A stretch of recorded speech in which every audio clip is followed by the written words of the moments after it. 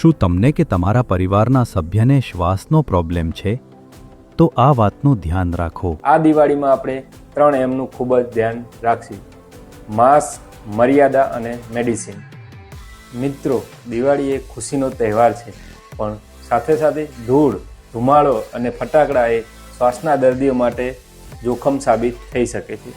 તો આજે આપણે જાણીએ કે શ્વાસના દર્દીએ દિવાળી દરમિયાન શું ધ્યાન રાખવું જોઈએ. તો સૌથી મહત્ત્વનું કે ઘરની સાફ સફાઈ કરતી વખતે માસ્ક પહેરવું ખૂબ જ જરૂરી છે. શક્ય હોય તો સાફ સફાઈનું કામ બીજા કોઈને સોંપવું જોઈએ. સાફ સફાઈ કરતી વખતે કેમિકલ કે સ્ટ્રોંગ એસિડનો ઉપયોગ ના કરવો જોઈએ. ઘરની સાફ સફાઈ કરતી વખતે ઘરના બારી બારણા અને દરવાજા ખુલ્લા રાખવા જોઈએ, જેના કારણે વેન્ટિલેશન સારું થઈ શકે. અગરબત્તી, દીવા કે ફટાકડાના ધુમાડાથી દૂર રહેવું જોઈએ.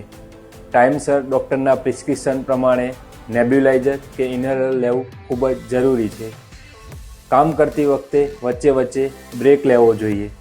ક્યારે બી ઇમરજન્સી જણાય તો નજીકના ડૉક્ટરનો સંપર્ક કરવો ખૂબ જ જરૂરી છે. Happy Diwali, safe Diwali. Contact Dr. Vipul Patel for more information.